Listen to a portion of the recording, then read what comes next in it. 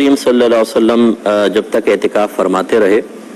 تو ازواج مطہرات نے بھی تھوڑا سا اعتکاف کیا، لیکن ایک وقت میں سرکار صلی اللہ علیہ وسلم نے اب دیکھا کہ ازواج مطہرات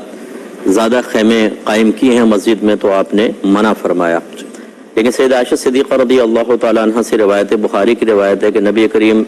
رمضان کے آخری عشرے کا اعتکاف فرماتے رہے حتیٰ کہ اللہ تعالیٰ نے آپ کو وفات دی۔ ثم اعتکف ازواجہ من بعدہ، پھر آپ کے بعد آپ کی ازواج اعتکاف کیا کرتی تھیں۔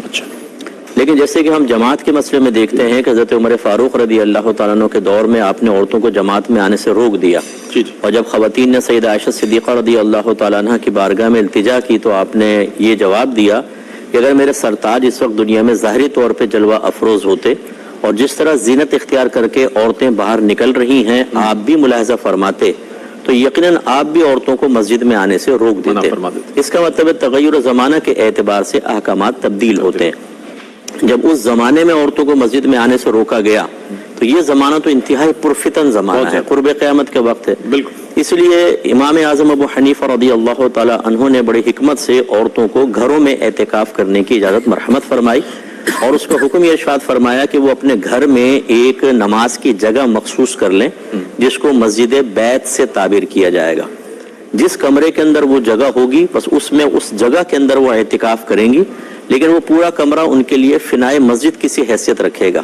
یعنی وہ سوئیں وہیں پر ہی جگہ پر رہیں، عبادات وغیرہ کریں، وہیں لیٹیں، لیکن اطراف میں بھی وہ جا سکتی ہیں۔ اگر اٹیچ بات ہے تو وہ بھی فنائے مسجد کے حکم میں ہے، وہ اس میں بھی جا سکتی ہیں ضرورتاً۔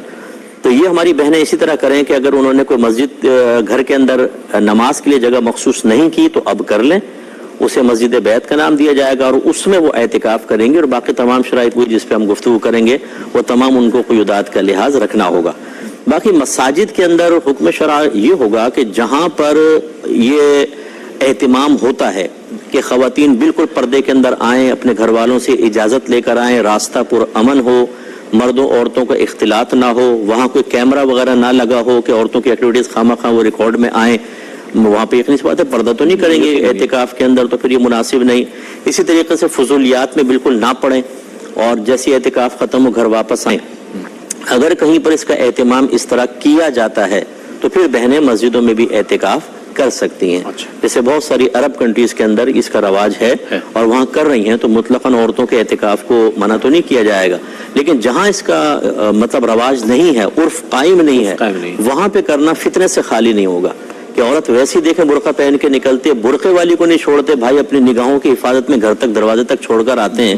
تو جب پتہ چلے گا کہ عورتیں اعتکاف کر رہی ہیں تو فتنے نمودار ہو سکتے ہیں۔ اس لیے ہماری بہنوں کو چاہیے کہ اعتکاف کرنا چاہیں ضرور کریں، اور لیکن اس میں ایک شوہر سے اجازت لینا بھی ضروری ہوتا ہے، یاد رکھیں یہ سنت موقع ہے اور شوہر کا حق اس سے بلند ہوتا ہے، لیکن ایک دفعہ شوہر نے اجازت دے دی تو پھر روک نہیں سکتا۔ تو ہماری ترغیبات پر یہ نہ ہو کہ عورتیں شوہروں سے لڑنا شروع کر دیں کہ ہم تو اب کریں گے، کمرے سے باہر نکلو، یہ بنے گا ہمارا جائے اعتکاف اور ہم نے تو کرنا، یہ نہیں۔ شوہر سے پولائٹلی اجازت لیں، وہ اجازت دیں تو بالکل آپ گھر میں کریں، انشاءاللہ برکات حاصل ہوں گے۔ ٹھیک ہے۔